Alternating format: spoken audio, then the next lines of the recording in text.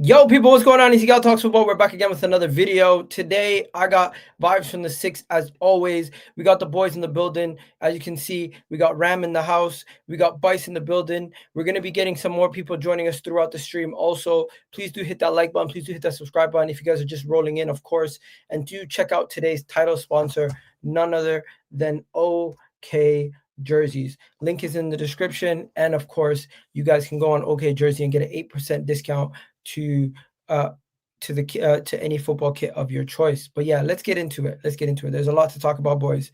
Liverpool won, City won, Chelsea won. Chelsea humiliated Tottenham, and they've now caused Tottenham to have disputes within the dressing room with the players and the manager. Arsenal are 6 points top of the Premier League, increasing their lead. Manchester United bottled a 1-goal lead to Nottingham Forest, ended up drawing the game 2-2. And yeah, Liverpool finally win. Ram, you must be happy about that. Boyce, you must be happy about your win. All of us here won our games.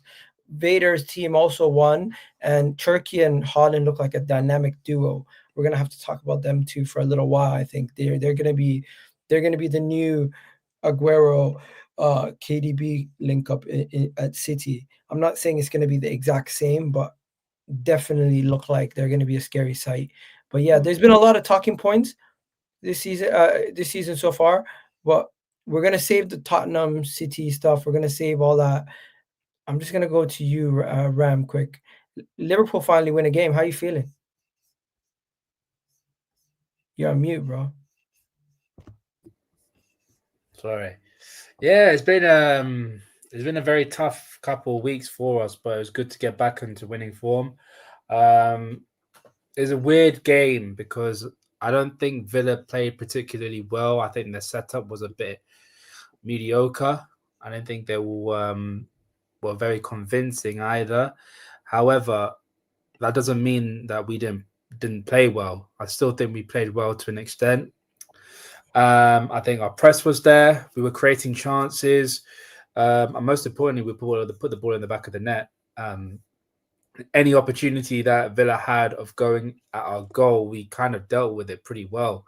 So yeah, it's been a very good game to watch. As a Liverpool fan, some promising things to see, but like I said on the terrace yesterday, I'm not going to get carried away with myself. There's still two very difficult games midweek against Real Madrid, and then a very difficult game next week against Manchester City. So I think we'll learn a lot more compared to today. But look, at the end of the day, Arne Slot did change his tactics slightly, and it worked.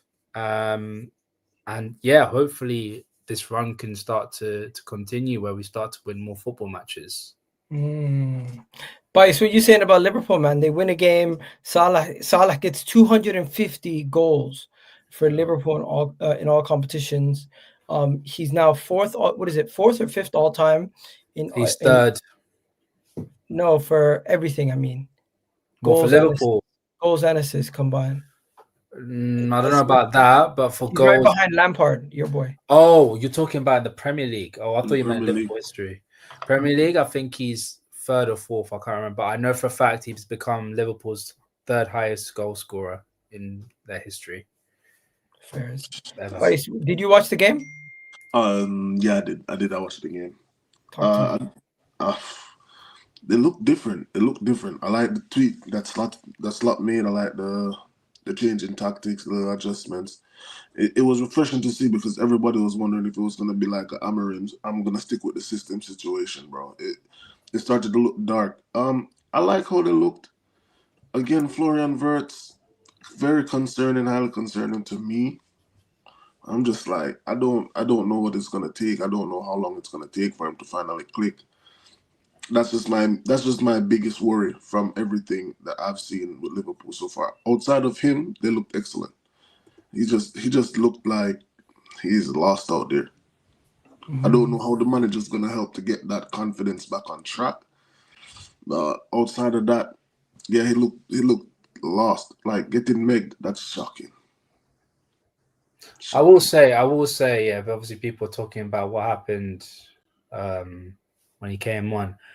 My man came on to play striker, Let's not forget that.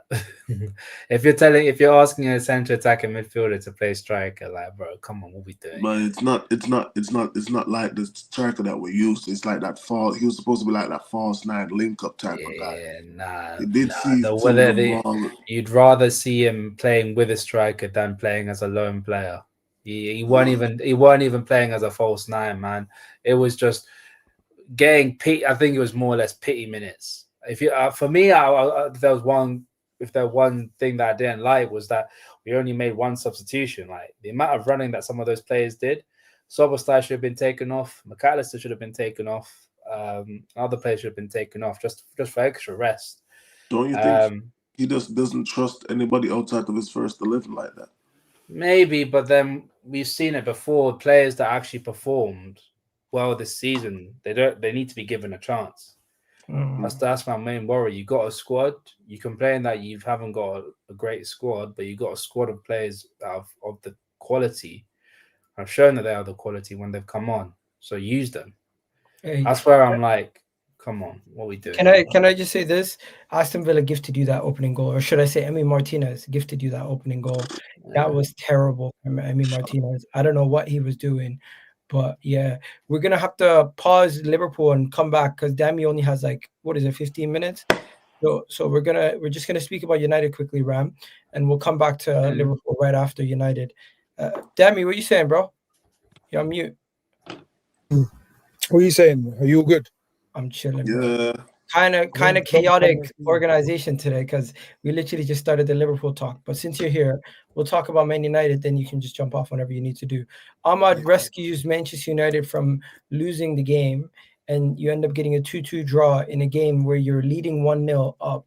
And I seen your fan base. You guys were getting all giggity. Everyone was getting excited. They were talking about title race and Arsenal. Look over your shoulder. Blah blah blah. But yeah, man. You end up dropping points. United Strand's not going to cut his hair anytime soon.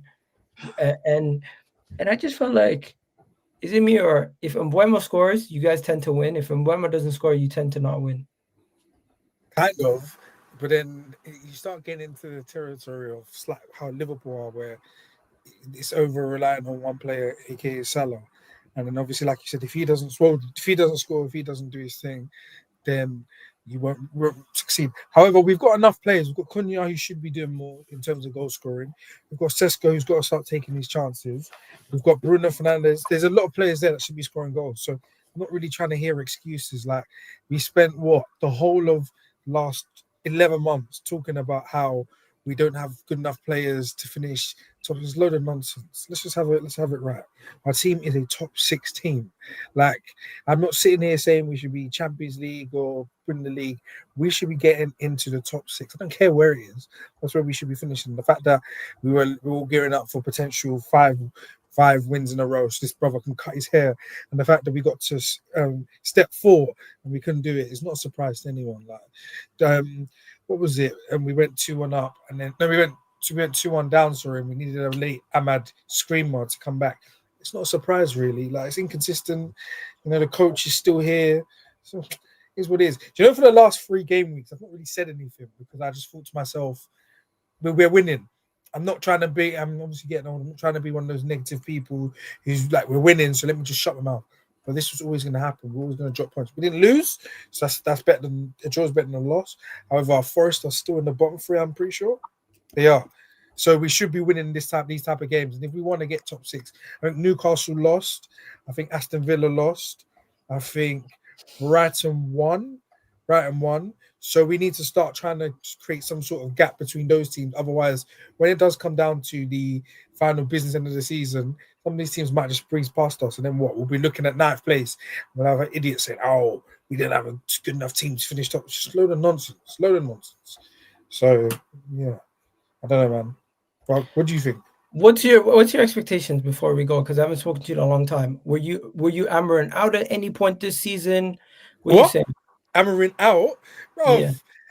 Do you know the Europa League final? He should have been gone. He wanted him gone after the final, bro. Bro, like, what we do, you finish 15th. I don't care about any rationale. 15th. I don't see what you undercoached. We lost to West Ham, we lost to Wolves, we lost to Brighton, we lost to Crystal Palace, we lost to all at home, by the way. We didn't beat Everton away in this whole stretch. We did beat Everton, we beat Aston Villa, we lost to Chelsea, and we were just giving everyone points for free. So he should have gone after the final. They didn't, they kept him. We've got 3 new forwards, we've got a new goalkeeper, and now I'm hearing that they just want the midfield. We all know we need a new midfield. However, this team is still good enough to finish top 6. Aston Villa are not that good, and they haven't really made that big of a splash in the summer window to be getting excited over. Newcastle, I don't know for them. They've got the same team, bar Isak, but then Walter Marder's playing well and scoring, but they still overall just look worse. So, yeah, they've got a bigger squad, but then they're not better. So there's an opportunity there to get into Spurs. That's the other one. Look at them. What was it? 0.05 XG, the lowest or something that they've. I don't ever say XG, but I just saw it, so I'm going to use it. That they've had in the stadium. They absolutely stank and got booed off. There's a chance there to get top 6. Let's do it. But if we don't, I'm going to hear excuses, and it's going to go back to square one again. That's my opinion. Do you rate Bruno? Do I rate Bruno? No, I've never really rated him like that. However, he's not a CM. That's it. He's not a CM. He's not a CM. He's not a CM in a 2. Where he plays now, you know that we've been going long because we're trying to bypass the midfield because him and Casemiro are not good in those. To be fair, Casemiro's been a lot better this season, especially recently. So he's been scoring goals. That's what it is. Yeah, but even defensively, he hasn't been that bad. Even defensively, he's looking decent. Yeah, he's been decent. But our main issue is you're just trying to bypass the midfield because you know it's a problem because you've got 2 in there who can't do a 2-man job. So I don't know. I would have accepted 100 mil. My only issue is, the idiots. They wanted to go spend it on Baleba. And now they're talking about Anderson. Then they're going to wait for some next Adam Wharton. Adam Wharton is the next link. Yeah, but to be fair, I would. That's the one that I would take. That's the one. Did you see your boy Rashford? What he's doing over with Barcelona? Yeah, left footed. Use him right now. Yeah, he probably wouldn't be in form. He probably wouldn't be in form. Let's just be honest. He probably wouldn't be in form. He's looking better than Cunha, man. Yeah, that's the problem. But look at Garnacho though. He's sulking. Hey, Garnacho. What do you say? How's Garnacho doing for you? The way you guys handled Garnacho and Dallo on the same side of the field at the same time, yeah, man. Yeah. Well done. Because, listen, I watched Dallo play yesterday. Was it yesterday? Yesterday. It was yesterday. He was oh, my God. And you had him and Garnacho on the pitch at the same time. Yeah, man. Same side. So at times, same side. Because disgusting work. If you had Garnacho as the left 10, he sometimes played left wing back, so they'd be on the same side. Ugh, jeez, my blood ran cold, man.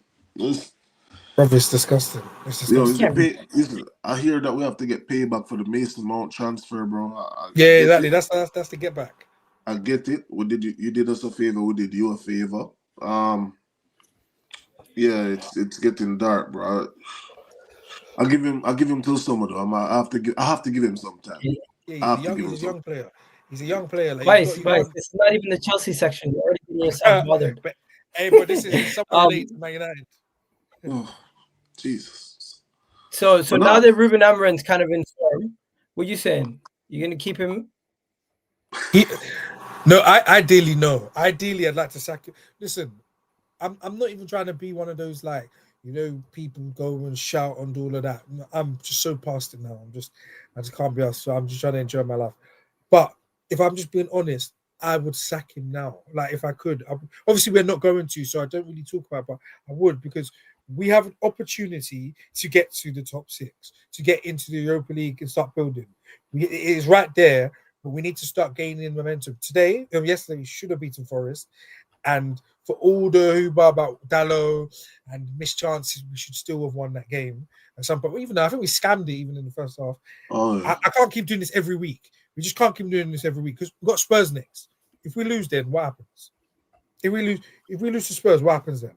So you've beaten Chelsea, you've beaten Liverpool, you've got smashed by City, you beat Sunderland to go and then give points to Forest and Spurs.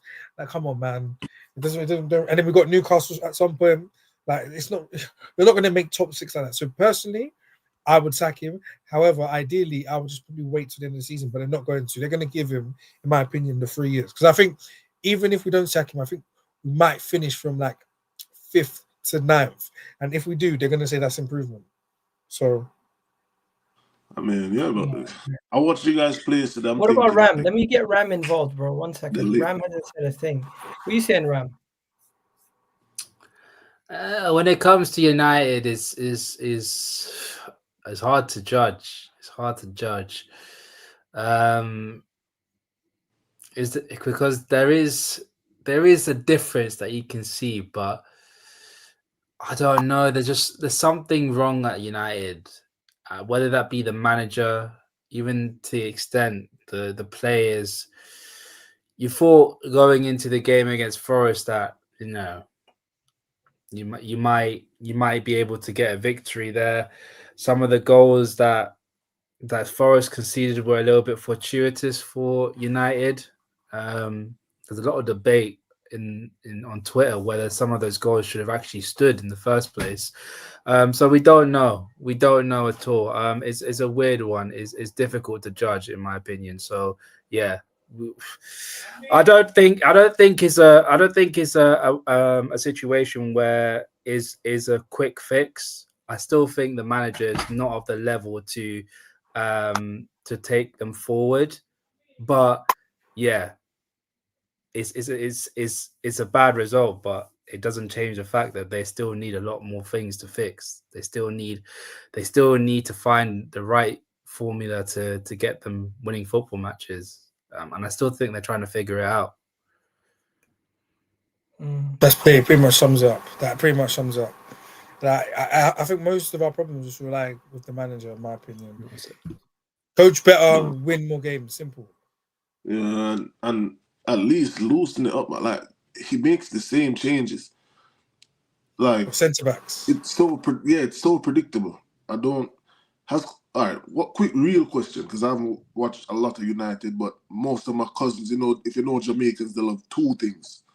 Brazil, Man United, mostly. Majority it's Brazil, Man United. So I have a lot of Man United friends, family, whatever.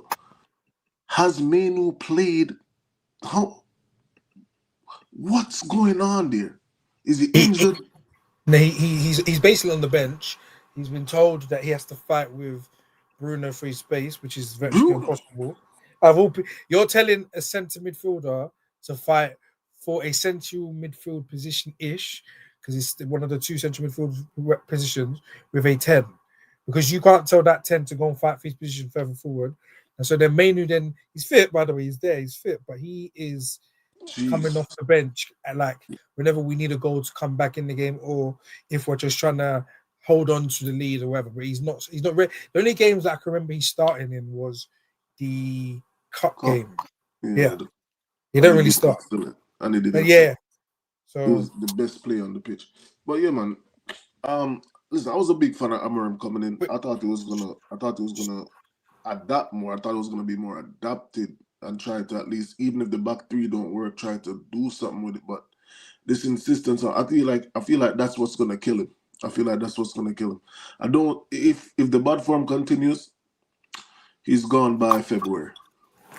I don't think he is. I think he'll last. But quickly, I want to read something I'm reading in the chat here. It says, I think it's from, I don't know how you pronounce it, Timu, I think it's at Timu. He said, this isn't player FC. Manu hasn't earned his spot. Second part is Fez. It's not, and first that it's not player FC. But then he also says, I love Manu to bits, but I've also seen him play this season and he hasn't done better than Bruno.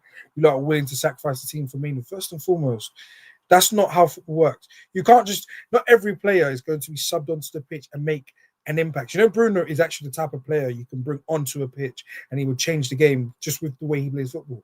Manu doesn't have to be like that. It's not every single player you bring onto the pitch and expect him to be putting passes here, then everyone's scoring goals. Secondly, he's coming on against City when we're 2 or 3-0 down.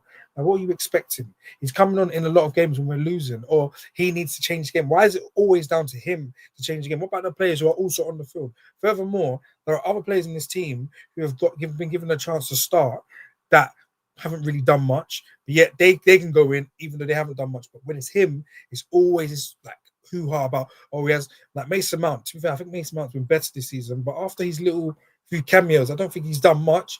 Sesko, when he came in, because he's the striker and he's only main striker. That's the only reason he should start. That it doesn't make sense. In my opinion, you should platform all your players to the best of their abilities.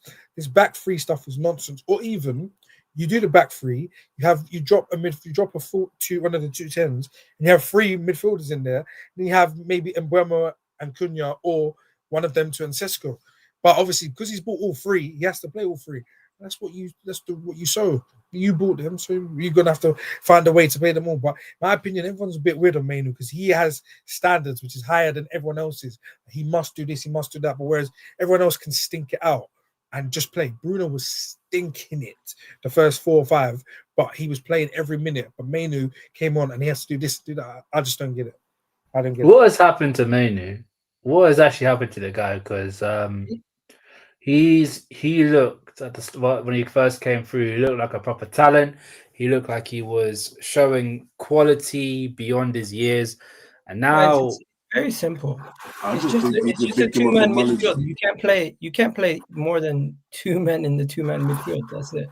And I feel like he's just a victim of a manager not wanting to change that, because then it looks like he was wrong. So He now looked like he was what? He looked like he was wrong. Now he looks, because remember when he came in, it was system, and he's not gonna change it, and he's gonna make guys try to adapt. And then now he's managed himself into a situation where United finished 15th, lost a cup final to Spurs.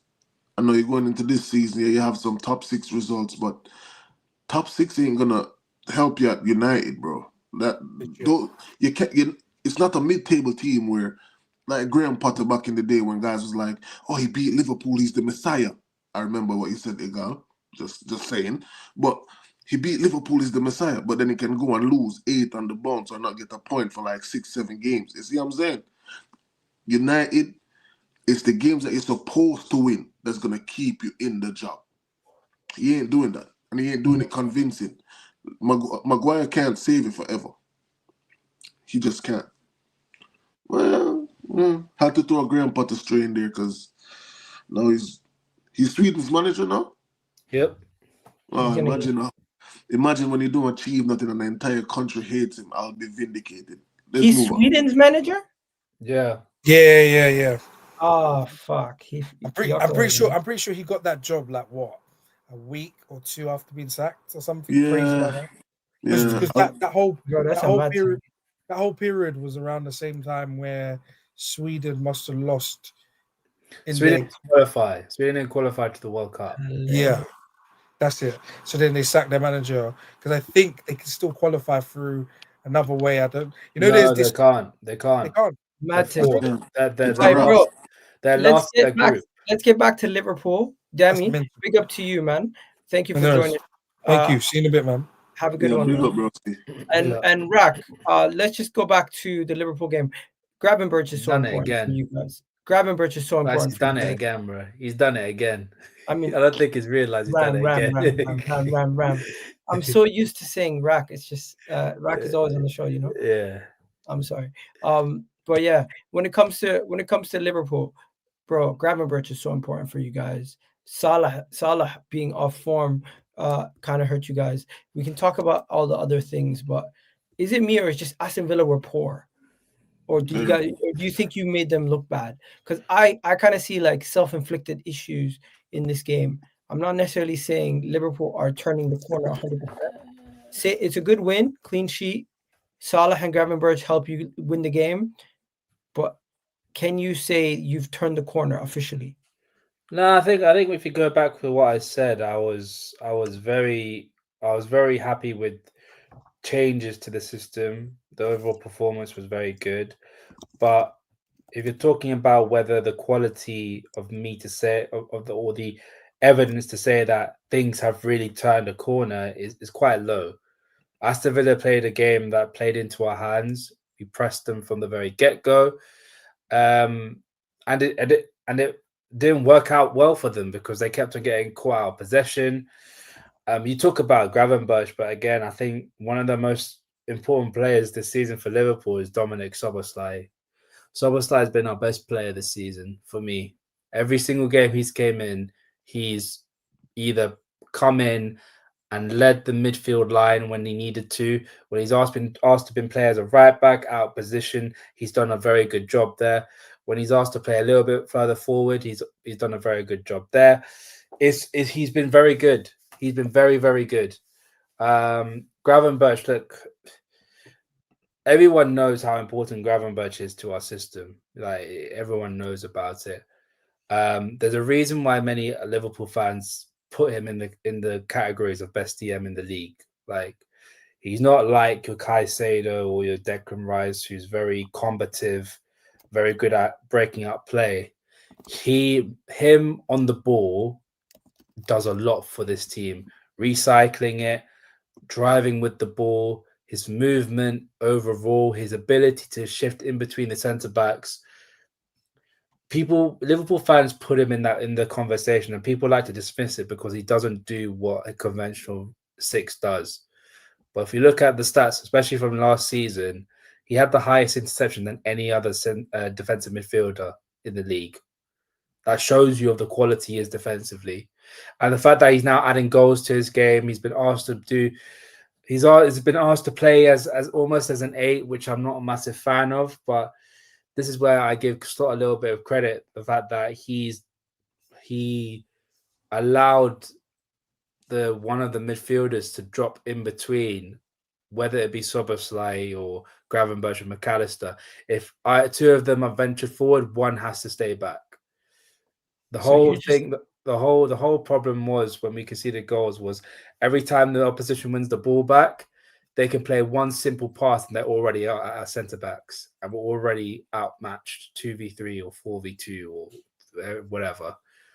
This time, when you saw against Aston Villa, if our fullbacks push forward, Gravenberch will slot in between the centre backs to make a back 3. And that's the importance of what he brings to the team. And we need to see some form of consistency with this, because this is what we saw last season and we ended up winning the league. Don't know why he changed it halfway through. I don't know why he changed it at the start of the season, but this time we can see the fruits of the labour and why it's so important to have an anchor in that midfield. I feel like he changed it because he didn't have guys that could handle the ball on the wing liner. This time he had to get rid of Diaz, and getting rid of Diaz to me hurt Liverpool more than a lot of fans realize, because they like to skate. You guys love to scapegoat a left winger when Salah can't go, bro. And he's killing it over thing. You guys, shout out to Wolfie for the raid. Shout out to everyone who's joined us over from Wolfie's channel. Big up to you guys. Big up to Nottingham Forest fans. You guys did a job over United, man. They literally bottled that 2-goal lead to you guys quite quick. But yeah, shout out to Forest every day. What are you saying, bro? But no, I'm saying like Liverpool fans love to scapegoat a left winger, man. You know what I'm saying? When we saw it with Mane, now Diaz last season. Now look, Diaz did so much. Diaz did a lot more than what people thought. He held that ball up. He could go at his man. Gakpo, I feel like, and correct me if I'm wrong, Gakpo, it's either he's going to cut in on the right, shoot, or turn the ball back and pass. Gakpo's he's not clicking like it. There's nobody to pressure him. You see what I'm saying? There's no pressure there. There's no real pressure there. Salah needs to be doing way more than what he's doing, and I get it. I love the goal milestone, one of Liverpool's best ever players. But outside of that, what is Salah doing? The guy said, oh, he's the best playmaker in the league. He's leading the league in assists. Playmake. Oh, we have to accommodate Salah. So is he the best playmaker or not? You're asking other players to come into the team. You're bringing, as someone who signed multiple £100 million players in his lifetime, in the last 3-4 years, right? When they come in, what do you have to do? They have to play. They have to be accommodated for. They have to be integrated properly. We saw it with Michaelo Mudryk. The excuse, his new thing didn't last long. Guys in the shadow realm right now. Hearing he's probably going to switch to track and field. Florian Wirtz, we saw Enzo Fernandez guy. He got as a tweet I have in my bookmarks from 2 years ago. What does Enzo Fernandez even do? I quote tweet it every time Enzo wins something. Caicedo, that first game against Liverpool when he got the red card, the world celebrated. Now look, arguably one of the, not arguably, one of so have we moved on to Chelsea? I don't get the correlation. No. But I'm just saying, if you guys extended Salah, extended Van Dijk, let certain guys go, and if it was other guys playing the way Salah was playing, the fan base. Look at Szoboszlai last season. Guys were saying he was the worst thing on the pitch this year. Liverpool's best player, bar none. Best player, not midfielder, not attacker, not nothing. Best player this season. Mo Salah needs to do more. You got that money. You got the money. Step up. You got the money. Step up. I wouldn't say that. I think fans can be very, very obtuse with stuff like that, because ever since Salah made the comment of, "Oh, I don't need to do that much defensive work. I can really pretty much stay forward." Last season, everyone that came to Szoboszlai, every Liverpool fan just shut up. Like, not as if myself, Callum from Coppish, been telling every single Liverpool fan in the fan base, bro, what he does for the team, the balance that he provides is incredible. You have to give him credit for that. Can he add goals to his game? Does he have the technical ability to do it? And can he add assists to the game? Of course he can. However, what he's been asked of the manager, his main priority is defensive work, leading the press, and also chipping in with goals left, right, and centre. That's what he did. And then when people heard Salah made the quotes of Szoboszlai helped me do my defensive work so I could stay up further up the pitch, Liverpool fans were like, oh, okay, we'll give him a bly. I was like, no, we told you this from the start. We told you this from the start. And I see what you did, Bicey, yeah, with the whole Mane and Salah thing. We're talking about Mane in 2025. Big man, he can't even get a look in from Al Nasser, bro. He's done. Yeah, He's done. It's done bro. for Mane. He's done. As in, like, but bro, you know what did he do? Like, I get it. Luis Diaz is playing well at Bayern. Fair play to him. I mean, well, he's playing really well. Yeah. I mean, he's playing with the best striker in the world, in my opinion, in Harry Clase. And he's also playing with one of the most exciting right wingers in the world, in Michael Olise. And don't forget, he's playing in a system where it feels as though everything is working to a T, and he's playing with a team where everything is working to a T. Interesting. Yeah? And I get it. I get it. Interesting. I get what you're saying. I get what you're saying. But meanwhile, he was last playing season, with the best right winger in the world a year ago. And guess what, Bas? Last season, when he was playing like dog crap, we gave him criticism. Because remember, he had a fast start. He had an incredibly fast start when he first came through, when it was the start of the season. And then what happened in December? Well, more or less after the Leverkusen game, Gakpo showed him up. Gakpo was like, bro, you ain't starting left wing no more. And then we didn't see him for another couple more months. Like, bro, I feel like because if they did this with Mane when in 22-23, which was again a bit stupid, because Mane wasn't pulling up any trees for Bayern Munich. It's just a new flavor of the month. Could we have upgraded on Luis Diaz? Of course we could. We could look. If you told me we get rid of Luis Diaz and we got Rodrigo instead, bro, different conversation. Let me just say this.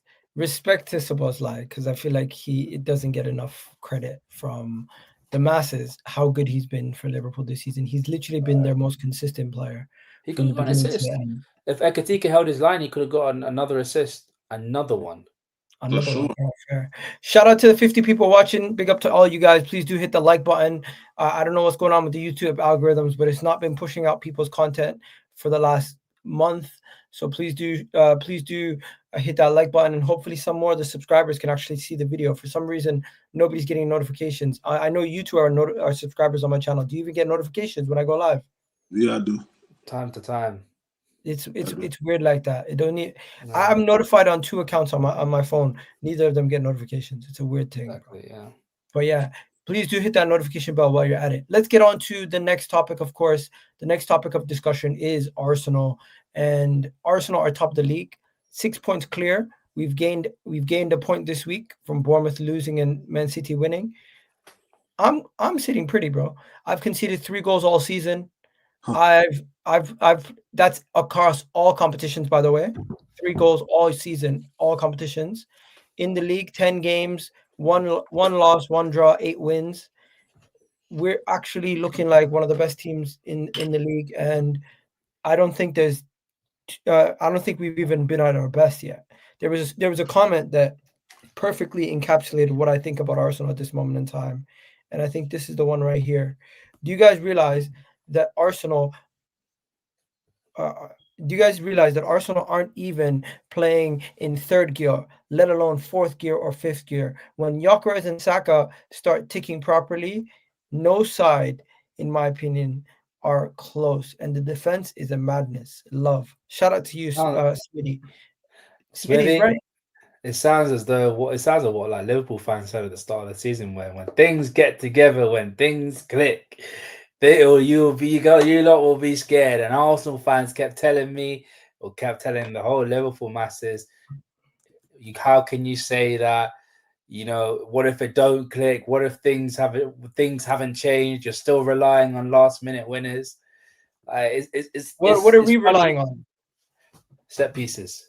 No, stop it, bro. Our opponents are not even getting a shot on target. Set pieces, we had 3 games where our opponent didn't even get a shot on target. Come on. Fair play to you, man. We asked for some decent open play goals at least. Bro, Declan Rice's goal was decent. No, that was pretty. That was pretty. But hear me out, right? I've seen this before. Am I lying? I've seen this before. The only thing is, now you're doing it when everybody's clicking. You see what I'm saying? I feel like a couple of years ago when you guys had that extremely excellent start, I felt like everybody wasn't clicking. Now you're doing it when everybody's clicking. I feel like it has some more credibility to it.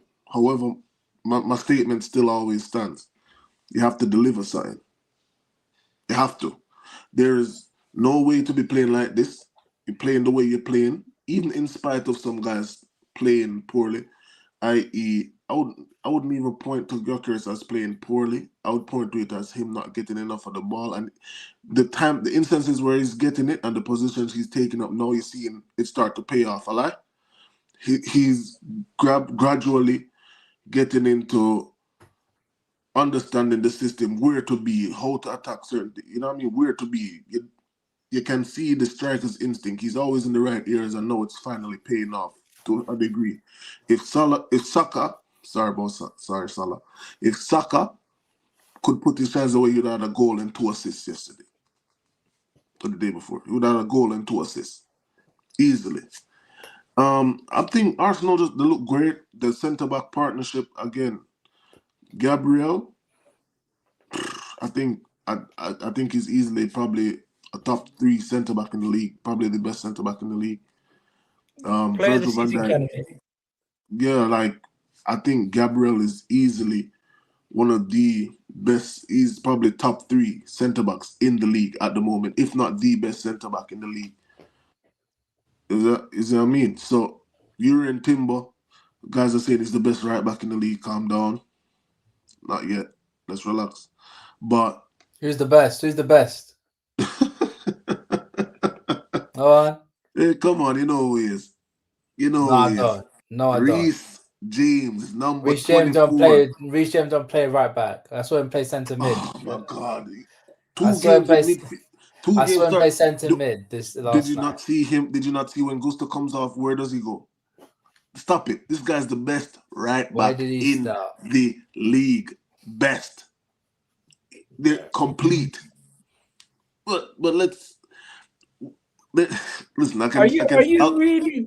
This is an Arsenal section. This is an Arsenal section. You could have spoken about Gyokeres. I didn't even get to speak about my team's performance, but you turned this into a Declan Rice, Chelsea player versus Arsenal player debate. What are we doing, bro? And they're sitting 6th as well. That's a you know what it is? If your player's great, you don't have to mention it. You know what I mean?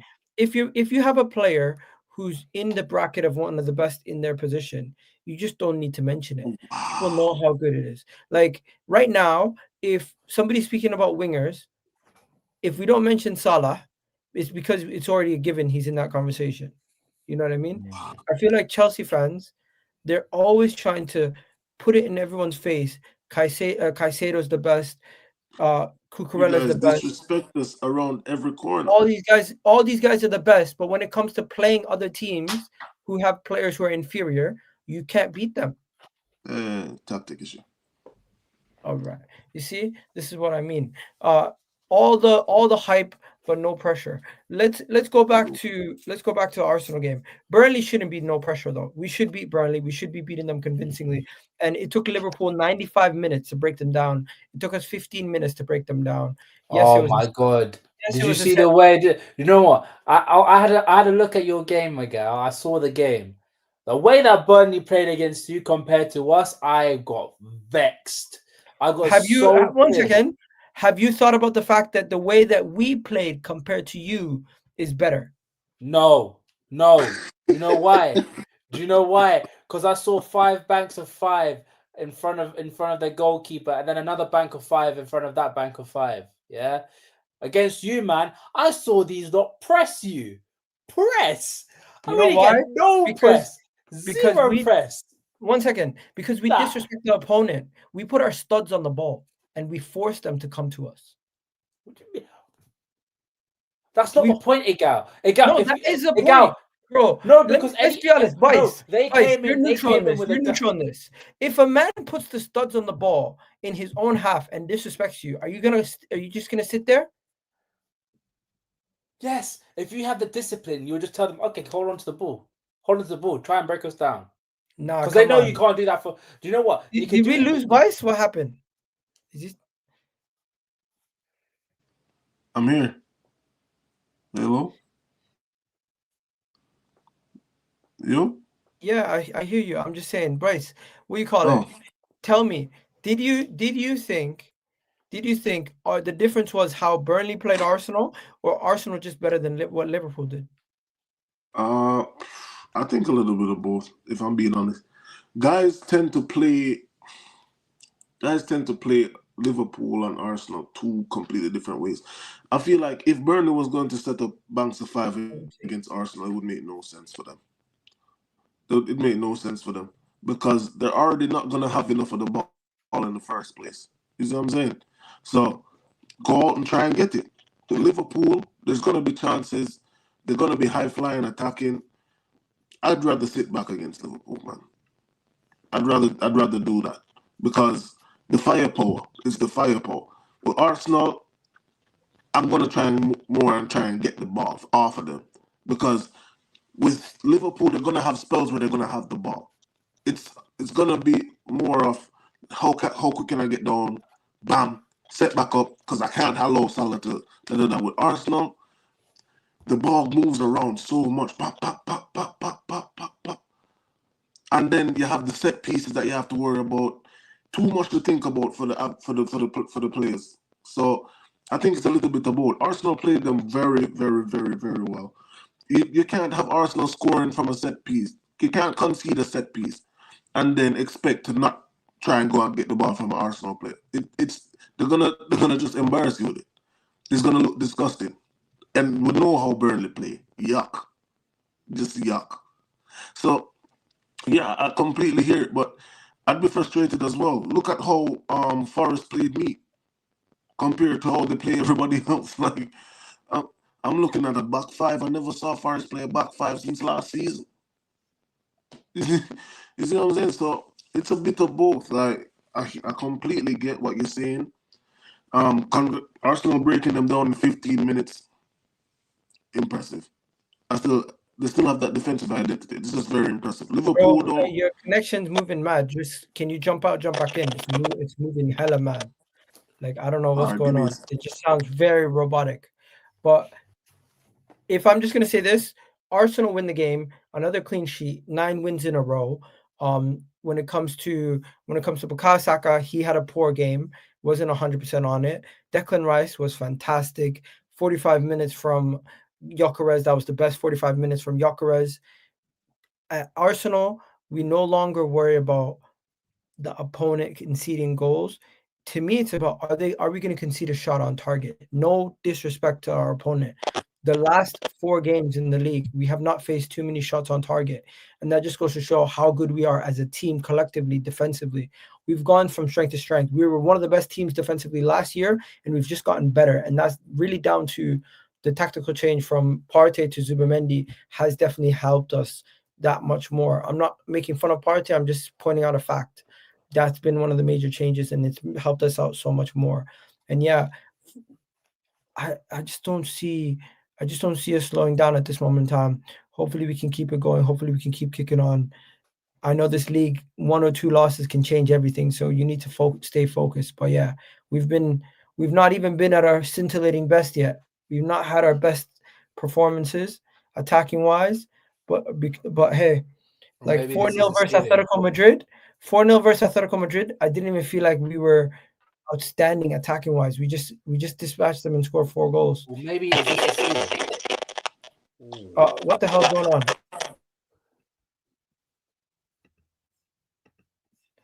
All right, you better now? Unmute. Is this the ceiling? Bro, this is the floor. And the reason why I tell you it's the floor is because yeah, bro, it's moving mad. Vice, I'm gonna kick you out and bring you back. Bro, that static noise is hella mad. Bro, the reason why I say this is not the floor is because Odegaard's injured, Madueke is injured, Havertz is injured, Jesus is injured. All these guys are not even in the team. These guys are all crucial players at some point or another. Plus, you look at Bukayo Saka just coming back from an injury. Gyokeres not even in form. And we're still performing. Our best players have been the back line and the midfield. The attack has not even clicked into gear, and we still have the second most goals in the league. I don't think this is the floor. I think there's still levels above this. And yeah, when Odegaard returns, does Eze get dropped? Somebody says no. Eze does not get dropped. Eze can shift to the left, or you can play both Odegaard and Eze together. There's a lot of options. An open play. When I see you guys play football, because look, whether people like it or not, set pieces wise, you guys are amazing. But even in open play in the middle third and also the attacking final third, you guys aren't convincing to me. Like it's very conservative. There's not a lot of risk. It's just pass. There's no real like decisiveness and very creative and innovative ways of scoring goals. It's just you don't have any purpose or any means of attacking. You know what I mean? And that's where it continues, because let's be honest, right? The only times you didn't score a set piece goal, you failed to win your games. Liverpool and Manchester City. What are you talking? Isn't that? I'm not. What? Am I not wrong? The 2 games that you lost this season were against Liverpool and City, and you didn't score a single set piece from them. That's laughable. By the way, how is that laughable? I'm not joking. That is what it is. We didn't score a set piece midweek, and we won.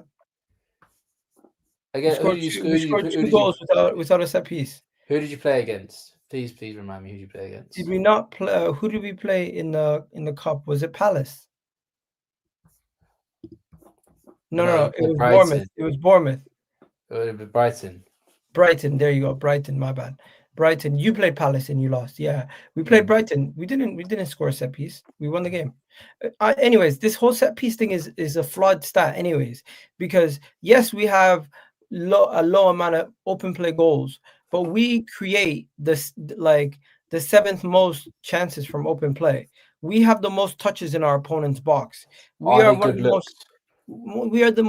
most attacking teams in this league. Come on, Egal, you're an NBA fan. How many times have people?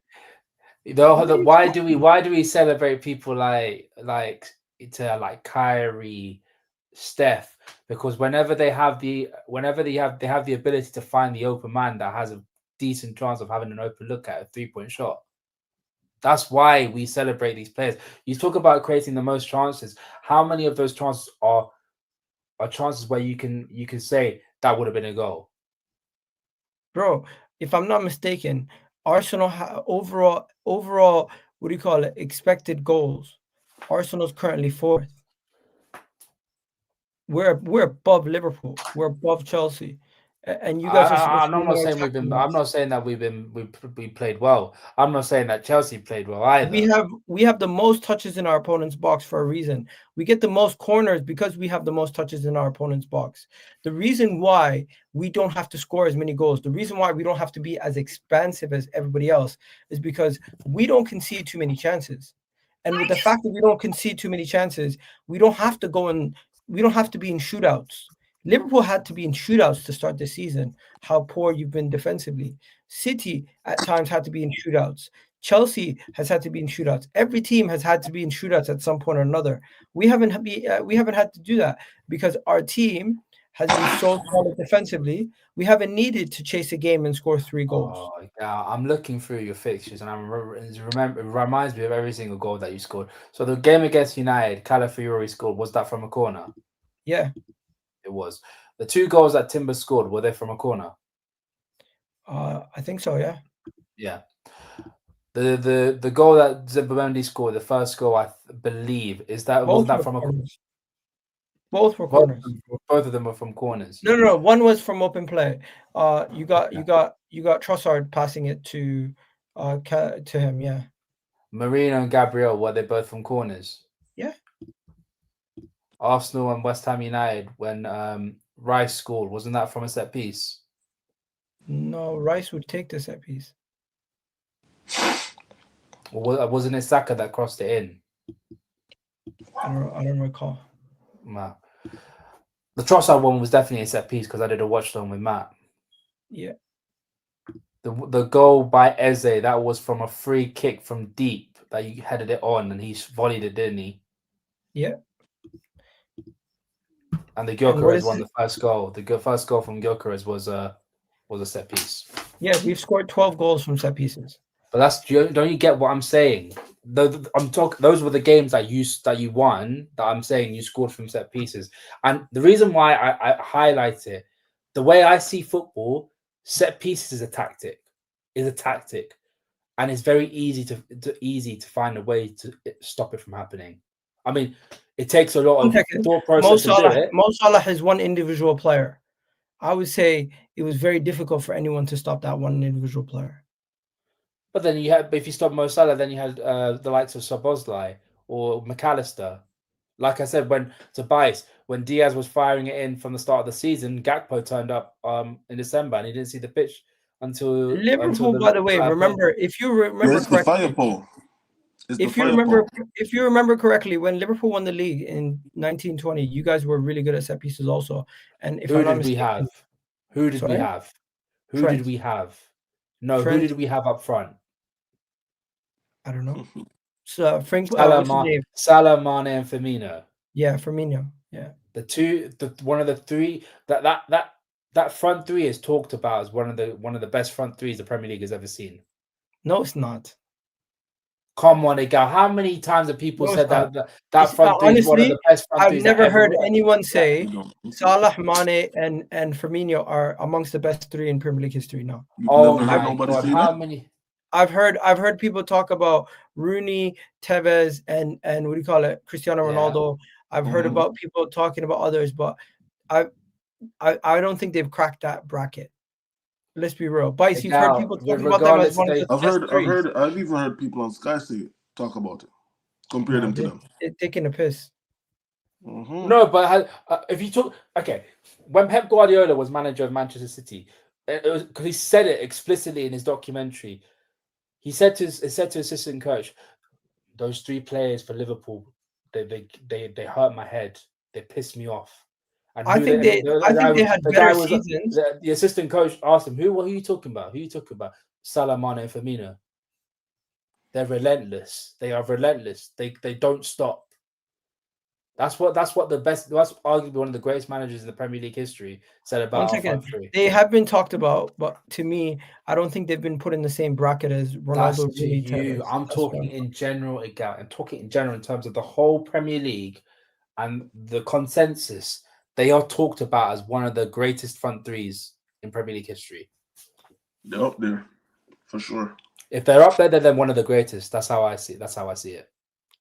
They're up there, Yeah, man. I'll agree to disagree. I just don't think I heard too many people put them in the same bracket of Rooney, Ronaldo, and Tevez and these guys. I saw ESPN ask which MSN would you rather have, Messi, Suarez, Neymar, or Martinelli, Saka, and Nketiah? Anything is possible, bro. Nah, that was not ESPN. That was AFTV, bro. That was ESPN. It was That was ESPN. AFTV. That was AFTV. Stop it. No, I'm serious. I'm serious. You want me Alright. to send you the tweet? I don't know if Jay is gonna be showing up. I'm gonna give him a quick ring, but you guys want to talk about something else quickly? Chelsea. Let's talk about Champions Chelsea. League. Go ahead. Champions Go League. ahead.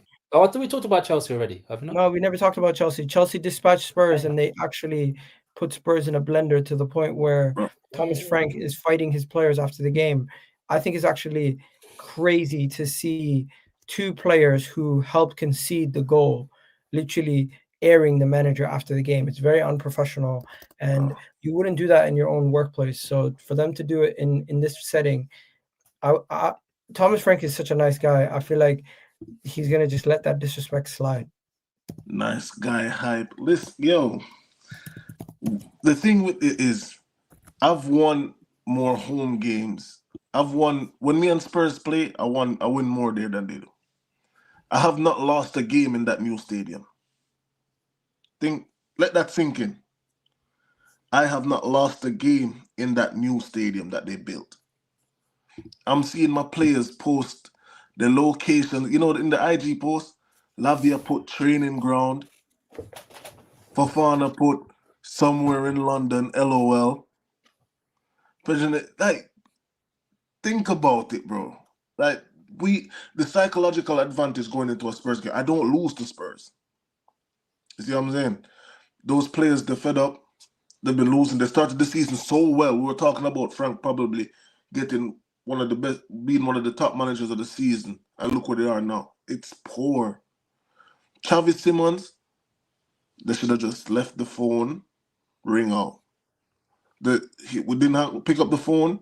They took the phone. They called him. They said, "Come to Spurs. Let's show Chelsea what they missed out. What they're doing. They're taking too long. Come. Kudos, good player, but what's he been doing? Poor. R9, Richard. Bro, don't get me started on that R9 shit, man. Yo, listen, I own them. We should be getting part of the revenue that they bring in when they host football games. This is what we do. The thing with Chelsea now is, and this is my issue, I'm not even going to talk about those losers over there because they have a lot to fix, a lot to work on.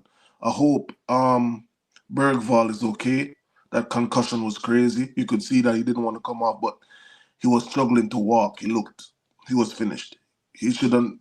Congrats to the medical team and the coaching staff for taking him off and protecting him. But Chelsea didn't even play that well. Think about it.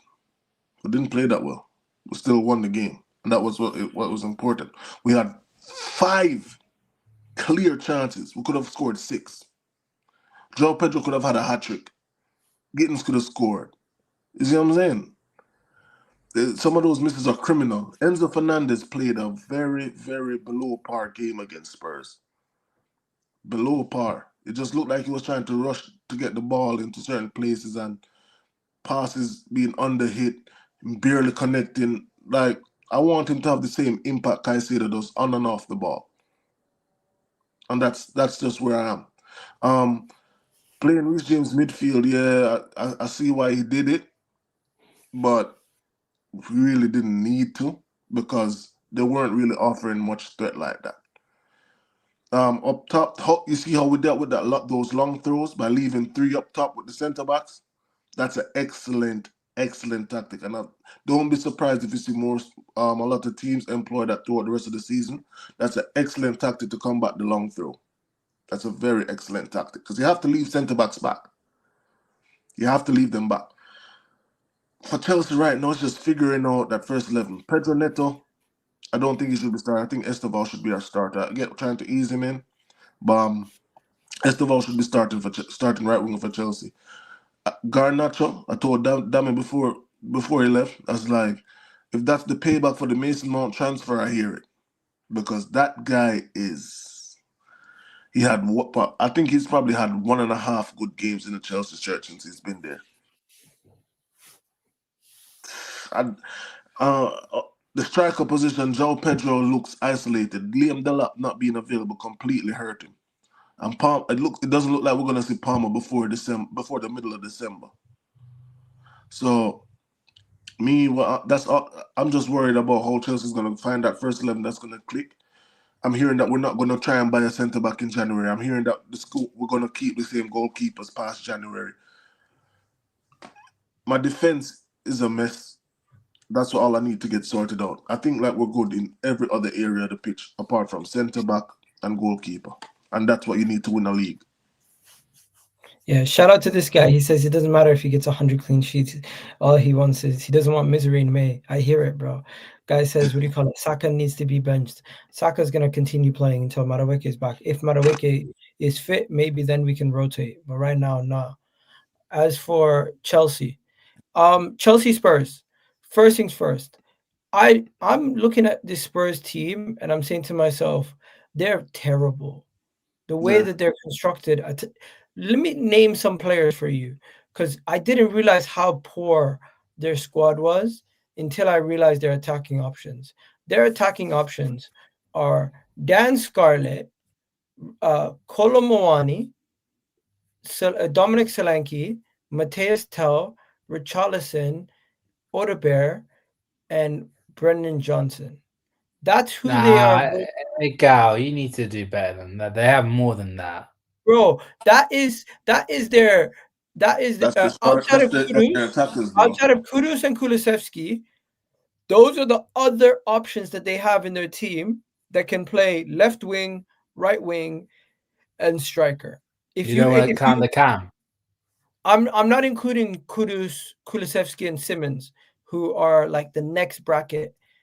Bro, Brendan Johnson, he's not that good in my opinion. He's a quick, pacey player. Odebear, 20 years old, very young, has a lot of scope to grow. Richarlison, we know what he is. He's not a striker. He's not a proper left winger. He's really a hybrid of the two that's not consistent enough to start for either of our teams. Matthias Tell, another young player who has scope to grow, but right now he's nowhere near the level needed. And then Solanke's injured, and then Kolo Muani, not saying much. And then Dan Scarlett. Like, I'm looking at Tottenham. This is not a starting. They don't have a starting front three. They have a front three that Brighton, Bournemouth, and Fulham would look at and be like, these are our options. They would be disgusted. But hear me out. They keep buying the same player over and over, bro. Remember, if you look, every time I've come on your channel and I talk about Spurs and we talk about the players they bring in, it's the same archetype of player. Ever since they sold Bale, it's been the same archetype of player. Let's get the nearly men. Yeah, let's get the guy that can play all across the front line. We can fit them in Bergwijn, Lamela, Soldat. The same with Matis Tell. What position does he play? Is it left wing? Is it striker? What about Thomas Frank? He's in front watch too, because the way that he played, bro. They're at home. They've registered 0.1 xG. That you're talking about open play for Arsenal, bro. These guys offered nothing, both open play and set pieces. They had one shot on target and they're at home. Chelsea could have, if João Pedro had his shooting boots and Gittins had his shooting boots on, you could have came out of that game 5-0. Oh, for sure. For sure. I'm telling you, João Pedro could have scored 3 easy in the first half. João Pedro, he comes out of that game. Jackson had a hat trick with that should have, where he should have had 6 goals. João Pedro came out of that game with 1 goal. He should have had at least 3. I honestly think these men have some inferiority complex over Chelsea, bro. It's real now. I did predict that these men might get over the hump with it and may win. But this just solidified it, man. This solidified their inferiority complex. I swear to God. Ram, I walked up there a couple of years ago with Hakim Ziyech and Timo Werner dropping a masterclass. I own there. Also, but then who's Tottenham out were also injured for dead them? there as well, man.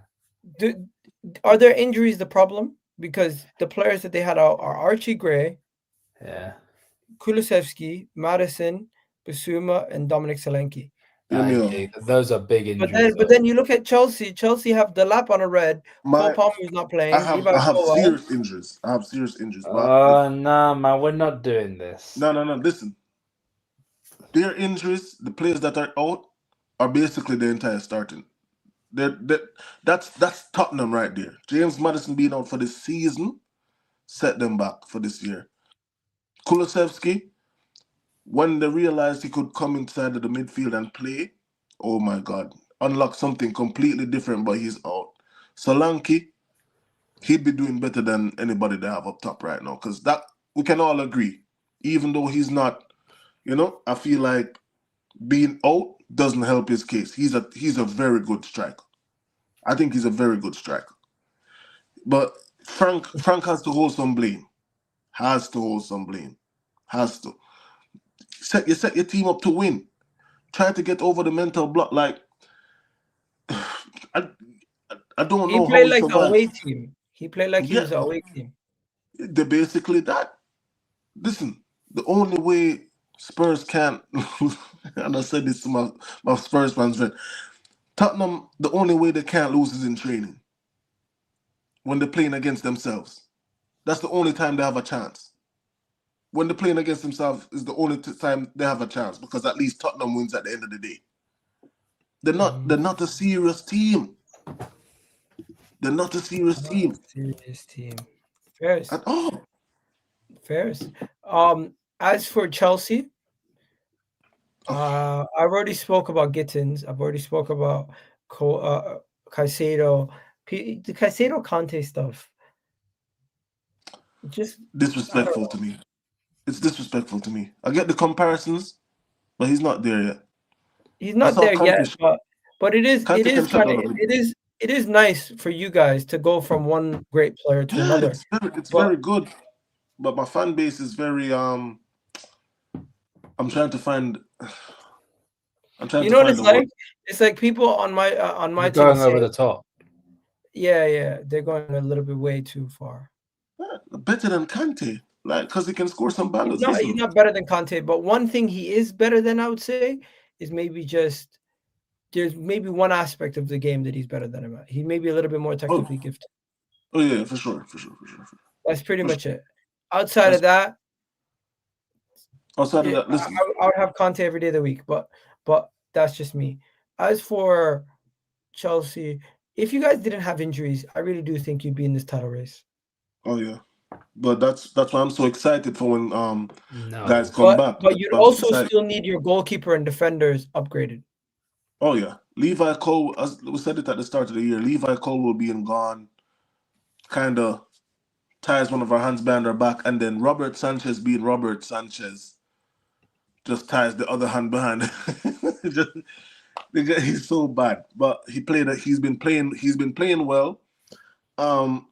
Trevor Chalobah, Tosin. Chalobah, thank you. You're a Chelsea boy. Everything you do well when you come in. It's time to go, bro. Tosin, get this Uncle Tosin thing out of my team. It's a wrap, bro. You make mistakes, and you say you're elder statesman. You make mistakes you should not be making. We need centre backs. By the looks of it and what I'm hearing, we're not gonna get any, and it's sad. We're just not gonna get any, despite the manager saying we're not gonna get any. The board is going forward with what we have. They think it's good enough. We'll see how the season goes when Palmer and Cole comes back. Tottenham. I'm not going to get onto Xavi Simons. I think he's overrated. Kudus, it's literally Kudus or nothing. And if they're playing against inferior players, they can get something done. But the moment they face a top team, they don't know how to play. They don't know how to play. That's fine. I think that'll be fine for them. I still expect them to finish in the top 5. Either We'll way. see. Let's talk about City quickly. Vader's not here today, but he would be loving the fact that O'Neal scored and Cherky got 2 assists. Ryan Cherky, by the way, everyone's speaking about how good he is and how he's their new this is their new dynamic duo, Erling Haaland and Cherky. And what the hell were Bournemouth doing playing a high line? You have a cyborg in Erling Haaland and you're playing a high line. You have to be on drugs. What are you doing? But yeah, long story short, City are 6 points behind Arsenal, and Pep Guardiola comes out after the game and says it would be nice if Arsenal could concede a goal. Yo, he's a genius. He's a wordsmith at this point, man. He's picked up the crap talking over the years, and it's been legendary. But Bournemouth, Manchester City is so good, bro. I don't see people catching Haaland offside. I'm not too worried about them though, because Erling Haaland's their only goal scorer. But I mean, that is a damning stat, guys. But him being the only goal scorer, he's all they need. This guy is all they need. Not really. I mean, Aston Villa said otherwise. I mean, yeah, but that's one game. Look, all right, look. Phil Foden, Ryan Cherky, Bernardo Silva, Johnny Reinders. Those guys, he's gonna get the chances. Bro, Evan Nielsen is their second top goal scorer right now with 2 own goals. You mean Esteve, yeah. It's bro. That's dark, man. Like they're talking about a player that don't even play for your club is your second top goal scorer. That's crazy. That's them. With 2 own goals is their second top goal scorer. I'm not gonna lie to you guys. Until City's bringing until I see another City player bagging in 3 to 4 goals on a regular basis, or They helping need him out, back, or helping him out, then I'll be like they have backup. But if it's all on Erling Haaland or nothing, it's literally stop Erling Haaland or they don't win. But who's stopping him consistently? I mean, Aston Villa stopped him last week. Okay. Tottenham stopped him. Who? Tottenham stopped him. Oh, but Tottenham City's bogus team, so Liverpool stopped. Liverpool only let Haaland score once. Brighton outscored them. What they did was they conceded 3 goals to Brighton, I think, or 2 goals. Literally. All right, outside of Erling Haaland, what they needed was somebody who could unlock defenses. Ryan Cherky coming back really takes that to a different level. We saw it today. He played 70 minutes. The guy was immense. Dynamic duo. Yeah, it's like they said he has no leg. Like, I'm sure you heard it, Ram. You probably heard it, Igal. When his name comes up, people are always talking about his attitude. They don't want him to running. Yeah, his fitness. Like, some people, it was fitness. It was either like, oh, his attitude is bad. I don't want him. I'm like, can you even tell me confidently what foot he uses? You saw that free kick with his right, so nonchalantly, almost went in. Like, there's something cooking when those guys. And if Marmoush comes back and then they start putting him back on that left hand side to play off Haaland and stuff, it's gonna be dark, bro. It's gonna be really, really dark. If Arsenal can widen the gap before then and start conceding some goals, because my goal record should not be broken any time this century. But yeah, you're not going to be worried about that until second half of the season. But I'll keep it real. The closest person to breaking the Invincibles was they still had like 10 games left. Liverpool.